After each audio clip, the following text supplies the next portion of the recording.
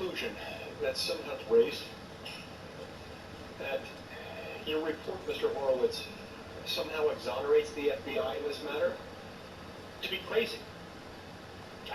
Absolutely crazy. To the point that it almost makes me wonder whether those who are making this argument have read the same report that we're talking about today. Perhaps they're talking about a different report. There is no planet on which I think this report indicates that things were okay within the FBI in connection with this investigation. They most certainly were not. And yet, stunningly, former FBI Director Jim Comey took to the pages of the Washington Post to declare that this report, your report, shows that, quote, the FBI fulfilled its mission protecting the American people and upholding the U.S. Constitution. I don't understand that. I find it absolutely stunning that he would reach that conclusion. This is nonsense. I don't care where you sit in the political spectrum. If you are a politician, or if you are a non-politician, if you are a liberal or a conservative, a Republican, a Democrat, regardless of your age, your views, you should be deeply concerned about what's in your report, Mr. Horowitz. This report is a scathing indictment of the FBI, of the agents that were involved. I want to be clear about that because the FBI is an institution that has a long history of respect in this country. Not no more. And as a federal prosecutor, I've worked with the FBI. Fuck the FBI. We do not need is a rogue agency that we don't need. And thorough. And that's part of why I'm so concerned by your report and its findings, that's stated there. Because I think this really damages that. There is a lot of good in this country that comes not just from the FBI being good, but also being understood to be good. The behavior outlined in your report is, at a minimum, so negligent. I actually would say so reckless that it calls into question the legitimacy of the entire FISA program. And I don't say that lightly. I say this, of course, as someone who has long questioned the FISA program and how it could be abused. But this really pushes us over the edge. I'll get back to that in a minute. The report concludes, way too generously in my view, that the report, quote, did not find documentary or testimonial evidence of intentional misconduct on the part of the case agents who were involved in investigating the Trump campaign. But the report goes on to call the conduct of the agents and the supervisors involved to be, quote, serious performance failures, which you noted or failures for which you did not receive a satisfactory explanation. So let's correct. Serious performance failures without any type of satisfactory explanation.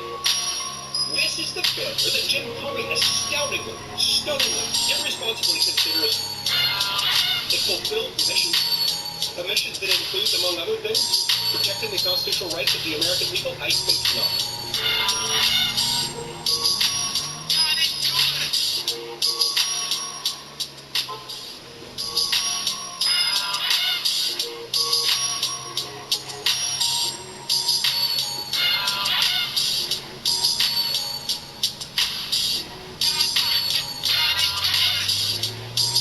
This is what the former head of the FBI considers protecting the American people and upholding the Constitution. I just can't understand. It's simply not good enough.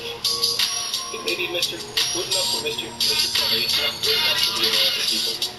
Every American really should be terrified by this report. The FBI team that investigated the Trump campaign was, as has been pointed out, handpicked. After all, it couldn't and wouldn't and wasn't the case that they would just pick any ordinary investigators to investigate a presidential campaign, especially a presidential campaign of one of the two major party nominees. for what was acknowledged in the report to have been one of the most sensitive FBI investigations.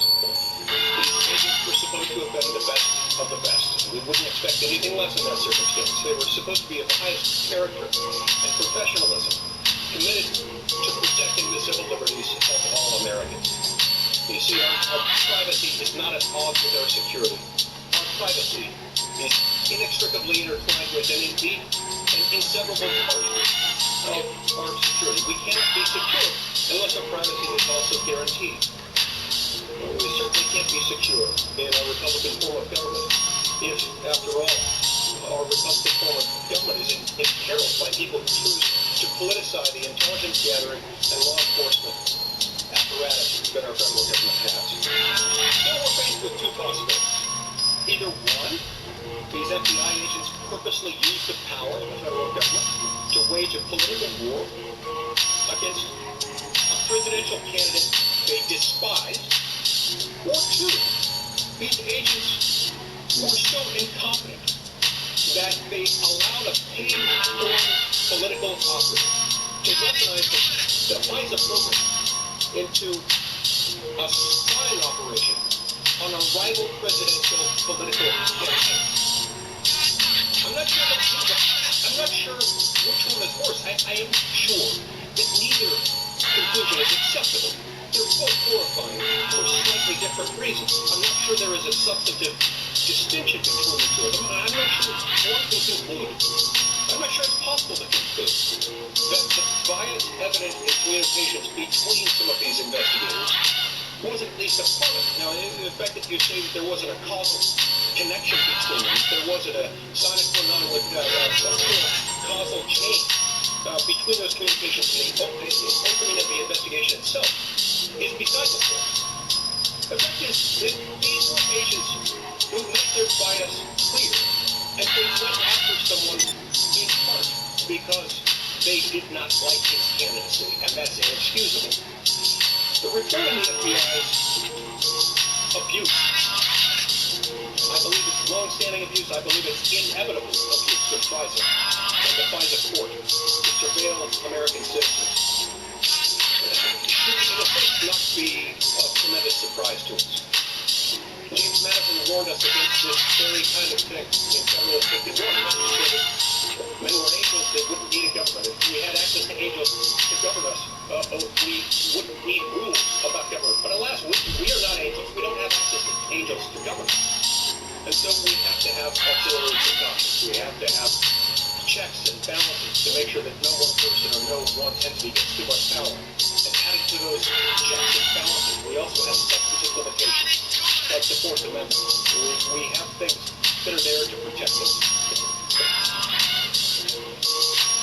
I believe for some time, as has been noted earlier in this hearing, that I've teamed up with people at the opposite end of the political ideological spectrum, that FISA carries with it an unacceptable risk of abuse. That's why I've teamed up with Senator Pat Leahy over the last 9 years that I've served in the Senate and also the Senate Judiciary Committee, because I believe these programs are subject to abuse. I've been warning for years that inevitably these will result in abuse. It's not a question of if, but it's when and how soon will government officials get caught doing it.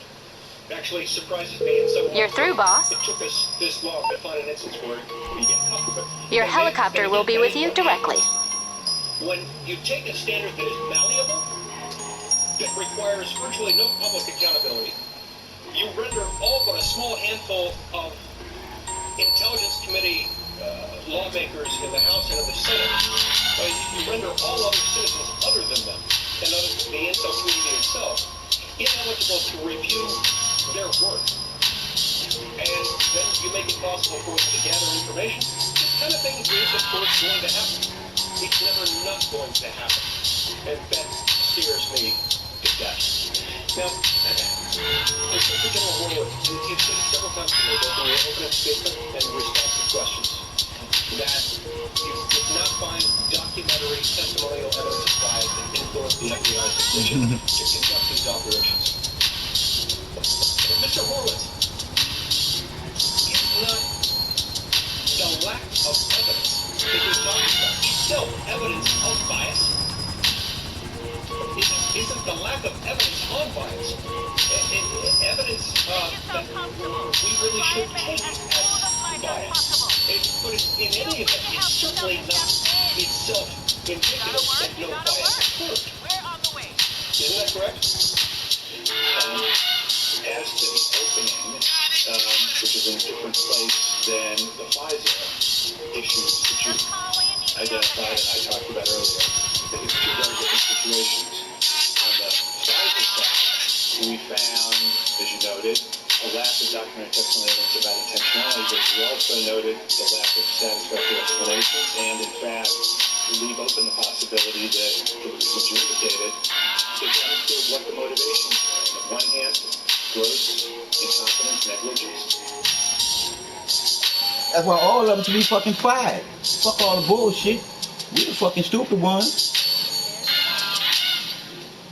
Fuck. It's some bullshit. Pisses me all the time I think about it.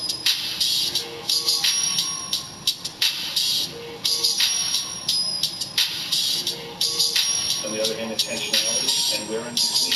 We weren't in a position with the evidence we had to make that conclusion. Not evidence that there was no bias. I'm solely basing it correct on the actual evidence that we have. Thank you very much. Fuck that, boy. They playing us like funky piano. What it is, what it is. We just gotta realize this shit. We're being played. Wow. I'm Mr. Glass, 48.